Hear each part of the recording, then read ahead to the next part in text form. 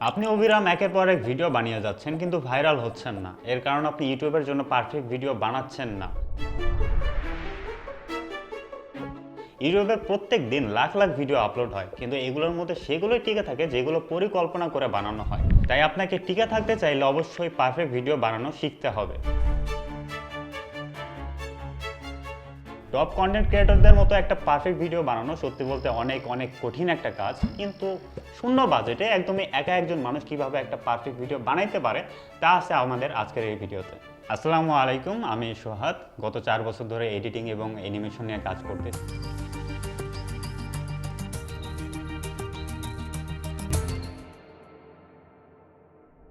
আচ্ছা, একটা perfect video বলতে কি বোঝায় জানেন? দর্শক যদি একটা ভিডিওর শুরু থেকে শেষ পর্যন্ত দেখে, কিছু শিখে, কিছু অনুভব করে এবং ভিডিও শেষে মন থেকে একটা লাইক করে, তাহলে তাকে আমরা বলি একটা পারফেক্ট ভিডিও। তবে এখানে একটা ছোট্ট টুইস্ট আছে, তা হচ্ছে কেউ যদি আপনার ভিডিওতে ক্লিকই না করে তাহলে ভিডিওটা দেখবে কিভাবে? আর আপনিও বা কিভাবে বুঝবেন যে আপনার ভিডিওটা পারফেক্ট হয়েছে নাকি হয় নাই? একটা কথা মনে রাখবেন, মানুষ ভিডিওতে ক্লিকই করে ভিডিওর টাইটেল এবং থাম্বনেল দেখে। ওকে, তাহলে ভিডিওর এই অংশ থেকে আমরা একটা পারফেক্ট ভিডিও বানানোর টেকনিকগুলো মাত্র 4টা স্টেপে জানতে পারবো। স্টেপ 1, ভিডিও আইডিয়া এবং রিসার্চ। একটা পারফেক্ট ভিডিও তৈরি হয় একটা পারফেক্ট আইডিয়া থেকে, অর্থাৎ আপনার আইডিয়া যতটা ইউনিক এবং যতটা পরিপূর্ণ হবে, আপনার ভিডিওটা ততটা পাওয়ারফুল হবে। আমাদের মনে একটা কমন প্রশ্ন আছে না, এই যে ট্রেন্ডি ভিডিওগুলো আসে, এগুলোর আইডিয়া মানুষ কোথা থেকে পায়? মূলত এগুলোর আইডিয়া প্রপারভাবে অবজারভেশন এবং রিসার্চের মাধ্যমে আসে। তবে আজকের ভিডিওতে আমি আপনাদের দেখাবো আপনাদের নিশ এবং ক্যাটাগরি থেকে কিভাবে একটা পারফেক্ট ভিডিওর আইডিয়া খুঁজে পাবেন। আপনি যে ফিল্ডে আছেন অথবা যেই ফিল্ডে কাজ করতেছেন সেই ফিল্ডে ভালোভাবে নজর রাখুন, মিসিং পয়েন্টগুলো ফাইন্ড আউট করুন। তারপর আপনার ক্রিয়েটিভিটি এবং অভিজ্ঞতা থেকে অটোমেটিক্যালি আপনার মাথায় আইডিয়া চলে আসবে। আর যখন এটা হবে তখন আপনার আইডিয়াকে 4-5টা টাইটেলে কনভার্ট করে নেবেন। সেই 4-5টা টাইটেলের মধ্যে যে টাইটেলটা আপনার সব থেকে ভালো লাগবে আপনি সেটাই পিক করবেন। তারপর আপনি আপনার টাইটেল নিয়ে যেয়ে ইউটিউবে সার্চ করবেন, ওই টাইটেলে যেগুলো ভিডিও থাকবে সেগুলো দেখবেন এবং ওই টাইটেলের আশেপাশে যেগুলো ভিডিও থাকবে সেগুলোও দেখবেন। আর সব থেকে বেশি নজর দিয়ে যা দেখবেন তা হচ্ছে মানুষের কমেন্ট, কারণ আপনি এখানে মিসিং পয়েন্টগুলো খুঁজতে আসছেন। মানুষ সেই ভিডিও থেকে আরও কী কী চাচ্ছে এবং কী কী গ্যাপ ওই ভিডিও এবং অডিয়েন্সের মধ্যে তৈরি হয়ে আছে যা আপনি পূরণ করতে পারবেন, সেই জিনিসগুলো প্লিজ নোট ডাউন করবেন, কারণ এইটাই হবে আপনার ভিডিওর সবথেকে পাওয়ারফুল ভ্যালু। মনে আছে আমরা পরীক্ষার খাতায় কিভাবে রচনা লিখতাম, সূচনা এটা সেটা নানান পয়েন্ট দিয়ে সাজিয়ে লিখতাম? একটা পারফেক্ট ভিডিওর স্ক্রিপ্ট লেখার সময়ও আমাদের কিছু পয়েন্ট মেনটেন করতে হবে। এটা আপনার ভিডিওর সবথেকে গুরুত্বপূর্ণ অংশ, কারণ এই অংশটাই ডিসাইড করবে যে আপনার ভিডিওতে দর্শক থাকবে নাকি চলে যাবে।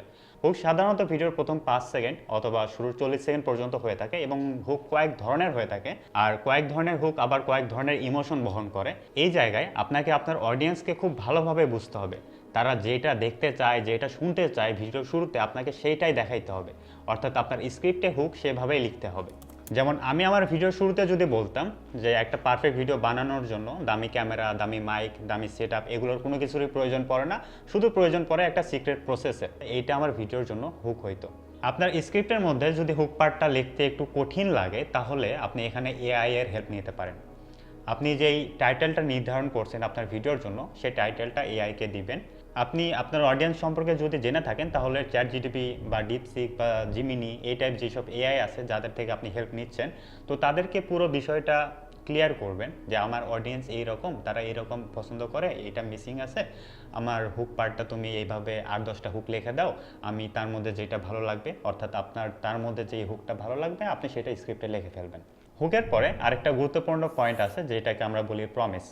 হুকের পরে মানুষ জানতে চায় যে আমি এই ভিডিওটাতে কি পাবো। সো আপনি প্রমিস পার্টটাতে আপনি বলে দিবেন যে আপনি এই ভিডিওতে ঠিক কি ভ্যালু দিতে যাচ্ছেন। এবং তারপরে আছে কনটেক্সট, কুইক ইনফো। তো কনটেক্সট যেই জিনিসটা আছে সেটা হচ্ছে আপনার ভিডিও মানুষ কেন দেখবে, আপনার ভিডিওর দরকারটা কি তার দেখার, এই জিনিসটা যেই পোর্শনে বোঝাবেন সেটাকে বলা হয় কনটেক্সট। এবং তারপরে আছে ইন্ট্রোডাকশন, এটা আপনার ভিডিওর ইন্ট্রোডাকশন হইতে পারে অথবা আপনার নিজের ইন্ট্রোডাকশন হইতে পারে। তবে ইন্ট্রোডাকশন ট্রাই করবেন খুব বড় না রাখার, খুব কুইক ইন্ট্রোডাকশন রাখবেন, আর প্রমিস যেটা রাখবেন সেটা একটু বিগ রাখার ট্রাই করবেন। সো হুক গেল, বিগ প্রমিস গেল, কুইক ইন্ট্রোডাকশন গেল, কনটেক্সট গেল, এবার আপনার মেইন পয়েন্ট যেটাকে আমরা বলবো ভ্যালু। আবার এটাকে বলা যায় step by step breakdown. So step by step breakdown এই পোর্শনটা কিন্তু আপনার স্ক্রিপ্টের সবথেকে বড় পোর্শন হবে, যেখানে আপনি আপনার প্রপার ভ্যালুকে ইন্ট্রোডিউস করবেন, কী কী ভ্যালু দিচ্ছেন স্টেপ বাই স্টেপ আকারে আপনি অডিয়েন্সকে দেখাবেন, শেখাবেন। স্টেপ বাই স্টেপ ব্রেকডাউন করার সাথেই আপনাকে দিতে হবে এক্সাম্পল। এটা কোনো আলাদা টপিক না বা আলাদা পয়েন্ট না, এটা শুধুমাত্র একটা লাইন। মনে রাখবেন, মানুষ থিওরি থেকে অনলি 50% পর্যন্ত হয়তো বা মনে রাখতে পারবে, কিন্তু আপনি যখন এক্সাম্পল দিবেন, অ্যাকুরেট একটা এক্সাম্পল, তখন মানুষ 100% মনে রাখবে। সো এরপরে খুবই গুরুত্বপূর্ণ একটা স্টেপ আছে, তা হচ্ছে অ্যাকশন স্টেপ। এই পোর্শনটা খুব ছোট হয়, 1-2 লাইনের মতো হবে, কিন্তু আপনি এই 1-2 লাইনের ভেতরেই আপনার অডিয়েন্সকে একটা অ্যাকশন নেওয়ার কথা বলে দিবেন। যেমন আমি যদি আমার ভিডিওর এক্সাম্পল হিসাবে বলি, তাহলে বলবো যে এই ভিডিওটা শেষ করার সাথে সাথেই এই রুলসগুলো ফলো করে আপনি আপনার স্ক্রিপ্ট লেখা শুরু করে দিন। তাহলে এটা হবে একটা অ্যাকশন স্টেপ, যে স্টেপে আমি দর্শককে কোনো একটা অ্যাকশন নেওয়ার কথা বলতেছি। সো এই সব কিছু শেষ হয়ে যাওয়ার পরে লাস্টে যেটা খুবই গুরুত্বপূর্ণ একটা অপশন আছে বা পয়েন্ট আছে, সেটা হচ্ছে কল টু অ্যাকশন। আমরা রচনার শেষ পয়েন্টে যেমন উপসংহারে লিখতাম, একটা পারফেক্ট স্ক্রিপ্ট লেখার সময় আমাদের অবশ্যই কল টু অ্যাকশন লিখতে হবে, যেটাকে সিটিএ বলে। এটা মূলত এমন একটা পোর্শন, যেই পোর্শনটা আপনার অডিয়েন্সকে আপনার পরবর্তী কোনো ভিডিও অথবা আপনার সাথে ইংগেজ রাখতে সহায়তা করে।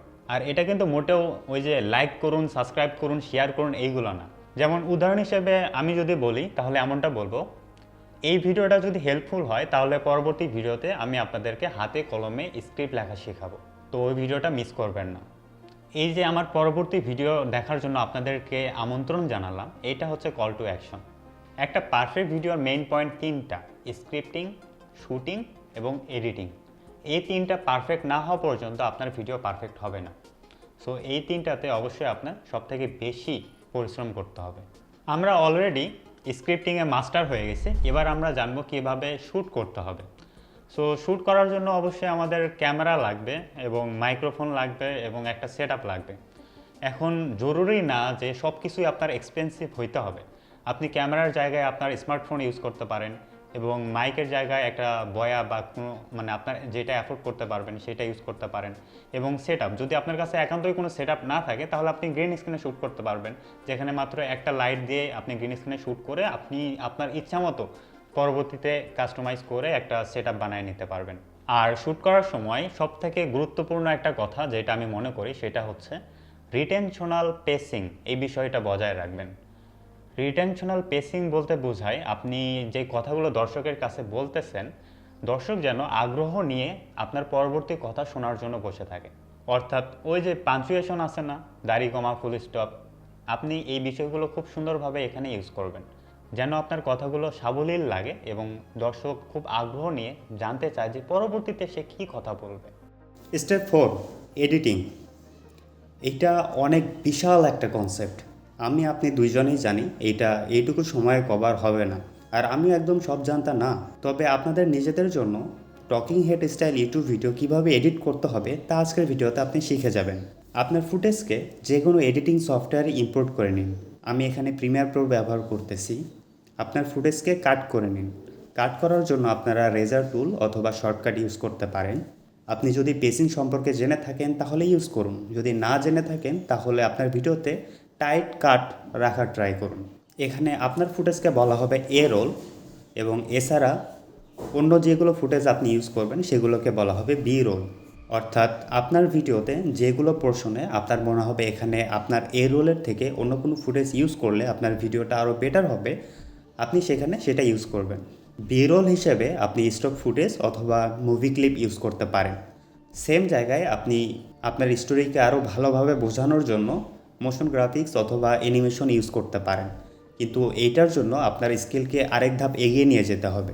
আপনার ভিডিওর মুডের সাথে ম্যাচ করে খুব কম মাত্রায় অর্থাৎ কম ডেসিবেলে রেখে ব্যাকগ্রাউন্ড মিউজিক ব্যবহার করুন। আর ভিডিও কিছু কিছু জায়গায় টেক্সট অ্যানিমেশন ইউজ করুন।